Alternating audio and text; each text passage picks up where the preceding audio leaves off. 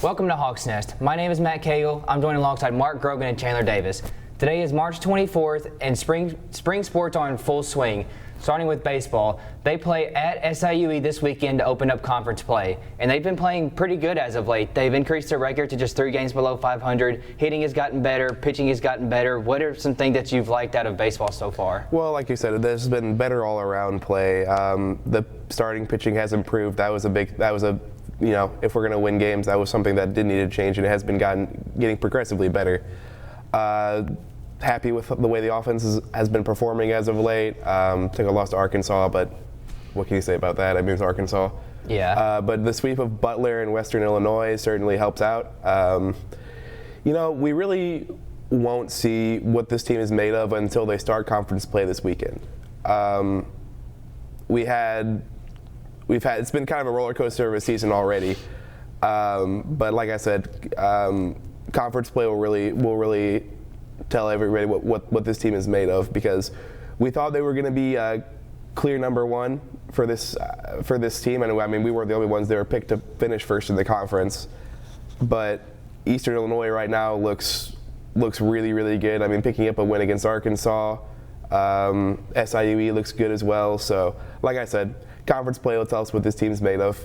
As long as pitching and continues to improve, I don't have any doubts we'll make the tournament. Yeah, and speaking about some specific players, Javon Mason increased his batting average to, I believe, just below 300. Josh Cameron is still hitting well, and on the pitching side, Noah Nisnik has decreased his ERA to under 3. Yeah, these guys that we have become expected to perform well, they're finally starting to figure it out and perform well just at the right time. Yeah, Nisnik's been absolutely dealing, and one thing I will say, I think the relievers have to step it up if we're gonna have continued success in our conference. Interesting stat. SEMO is being outscored 9-27 in the 8th inning. So relievers are giving up a lot of runs.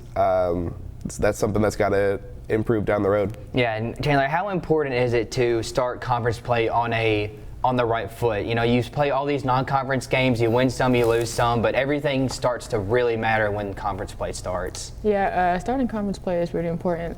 You always want to start strong to make that good impression on the rest of the conference and even people on the outside, but it's not always about how you start. Sometimes it's how you finish as well. Yeah, because you guys actually finished your end of season conference schedule on a massive win streak and kind of carried that into your tournament. Yeah, and we started conference 0-4, so we flipped it around. I like that. It's not how you start, it's how you finish. Yeah.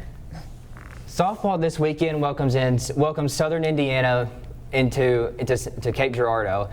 Like Mark, we've mentioned a couple of times how they need to hit in order to be at the top of the OVC, and they've done that so far. A couple of players are hitting above 300. You have Aubrey Short, who's hitting around, I believe, 290, 294, and she has a couple home runs and a bunch of RBIs. They're doing what we expected them to do to try to compete for an OVC title. Yeah, absolutely, Matt. I think anybody that watched SEMO softball last season could predict that Aubrey Shore is going to be at the upper echelon of the team in home runs and RBIs. I think she's a great power hitter. She hits for extra bases, and she's young, so she's only going to get better from here. So super excited to see where this team plays. They've been pitching well as well. So again, like baseball, we'll really see what this team is made of as they continue conference play. I think we're 3-0 in our conference right now, so great start. We're sitting at second place overall in the OVC. So super excited to see where this team goes. I think we've got a legit shot to win the title this year. Yeah, and along with being undefeated, or not 4-1, I believe, in OVC play, they're 3-0 at home, undefeated as of right now. That's huge. You know, you want to take advantage of every home game that you can. Yeah, absolutely. And this is a team that did not lose a game at home last season. So winning on your own turf is super, super important. Definitely winning at home is something that you want to try to do. Always try to win as many home games as you can, and then always, again, steal some on the road. So that's pretty important. Yeah, absolutely. Basketball season ended last week when they lost against Texas A&M Corpus Christi in their first four game. Following that game on Monday, star Philip Russell announced on his Instagram that he has entered his name into the transfer portal. What are our thoughts? We know he was a star of the team. He was in the running for OVC Player of the Year. What are our thoughts about him entering his name? Well, Matt, first I'm going to talk about, I have a few comments about the game. Nothing. I mean, we've all seen it. It's ancient history at this point. We've all had some time to think about it. I think objectively, the game was horribly officiated.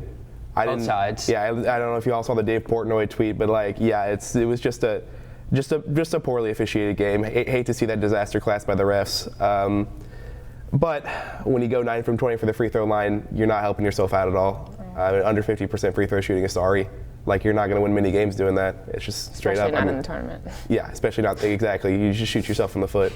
So that's really all I have to say about that. I mean, we did it to ourselves, but we'd like to see a little more consistent officiating. But then other than those free throws, they played a really, really consistent and well-played game other than that. They played a solid game, yeah. They had, no complaints. You'd like to see Kobe Clark in there, obviously. Maybe that would have changed the outcome. Maybe it wouldn't have. Who knows? We could play the what-if game all day.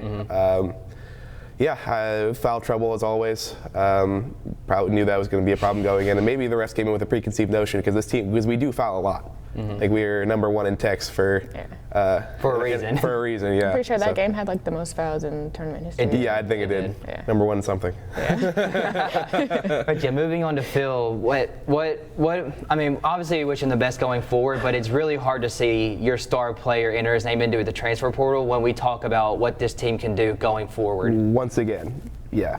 Your star player entering the transfer portal once again. I mean, it's deja vu, right? We've seen it with, I don't know how, it's Alex Caldwell first. You can go back even further than him, the leading scorer in minutes player than Eric Reed, and now Philip Russell. So it's tough. It's tough. I kind of touched on it last episode. I'm not gonna sit here and say that I saw this coming, especially because there's a chance that Philip will lose a year of eligibility, because remember, he's already transferred from SLU to SEMO. So there's a shot that he'll lose eligibility, but he might be granted, a eligibility waiver by the NCAA. That remains to be seen. Obviously, Phil has his own best interest in mind. Can never hate somebody for looking out for themselves and wanting the best for themselves. Wish him the best. Grateful for his time here at SEMO. I mean, he brought us a ring, so I'll always be a memory I have. I'll always be a memory SEMO sports fans have. Hope he succeeds wherever he lands. But all right, listen. I'm gonna lay out some stats about leading scorers and minutes players, top OVC players from SEMO that transfer out of the OVC. All right. Eric Reed transferred out of the OVC last season. He's playing at Mississippi State now. Matt, take a guess as to how many minutes he played during this NCAA tournament. Not as many as he would have played for SEMO. Not as many as you know what? Astute observation. You're exactly correct. Not as many as he would have played for SEMO. In fact, he played 6 minutes in that play-in game against Pitt. 0 points. 6 minutes, 0 points. Alex Caldwell transfers from SEMO to UNC Asheville. Yeah. Yep. Gets his minutes cut in half. Gets scoring cut in half. And it's not like Reed was playing big minutes at Mississippi State during the regular season either. I mean, he's a role player off the bench now. So is it not better? I mean, am I crazy? Is it not better to just stay in a mid-major conference and ball out than to transfer to a bigger conference where you're a role player at best? That's just the day and age of college basketball now. Yeah, and I mean, everybody kind of, this was kind of a problem even before the transfer portal, but it's especially a problem now for SEMO basketball, and I don't really see it getting any better, to be honest. With the transfer portal jumping now, it's gonna just keep on getting worse every year. Yeah, I mean, for mid-major, if it was hard to build a mid-major program before, it's even harder now because. All right, so brief explanation. Before, in 2022, the NCAA instated a rule that said college players are eligible to transfer one time to a university without having to redshirt or sit out. Before, if you transferred, you had to redshirt or sit out for a year. Now you don't have to. You can transfer one time, but the NCAA was very lenient on eligibility waivers that they gave out, so you could transfer. There's a couple players that you could look at where they transferred using their one-time transfer and then transferred again because the NCAA granted them an eligibility waiver. So it's going to be tough for SEMO to build a basketball program, and I have a column about this hopefully coming out soon. But we can't keep players. I mean, it's just a fact of life. It sucks. It really does. Yeah, no mid-major can really keep any players. No, it's not just a SEMO problem. It's an OVC problem. It's a mid-major problem. It's a mid-major problem. I mean, every player that shows any sort of potential is going to want the best for themselves, is going to want to transfer to a bigger program, and now they can do so without consequence. All right. And it's not for me to say whether that's a good thing or a bad thing, but as a fan of SEMO basketball, it's frustrating. It's heart wrenching seeing players that you watch transfer out to a bigger program. And look, like I said, I hope Phil succeeds wherever he goes, but history dictates that he's not likely to. We've seen that with Alex Caldwell, Eric Reed, any number of players before him. And now where does SEMO basketball go from here? You know what? If I had the answer, I might be actually getting paid. Like I have no idea, and I feel like it's just as uncertain now as it is when all those players entered the transfer portal last season. I have no idea where we're going to go from here. I just hope Korn has something up his sleeve and that whether he can bring some recruits in. But now that Phil's transferred, I think there's a good chance that we see Josh Early out. We're already losing Nate Johnson, Chris Harris, all the graduates. So I think there's and Dylan Branson, who knows where he's going to go. You just hope that it doesn't become a snowball domino effect, like it did last season. Yeah, and it's just, I don't know. I really don't. If I had the answer, I don't. I'm really not sure. You'd be a part of the coaching staff. I'd be on the. There you go. As of right now, they look pretty steady though with everyone else besides the seniors, and it doesn't look like anyone else is leaving as of right now. So. Yeah, well, remains to be seen. I really hope we can keep the rest of the core guys, and maybe they'll want to stick around because of the conference championship. Maybe Phil leaving will influence their decision. Nobody can say for certain, but right now the future is looking a lot less certain for SEMO basketball, and it's really disheartening to say that because I wanted this program to stay together, and I wanted, who didn't, right? Mm-hmm. I wanted this Phil to stay.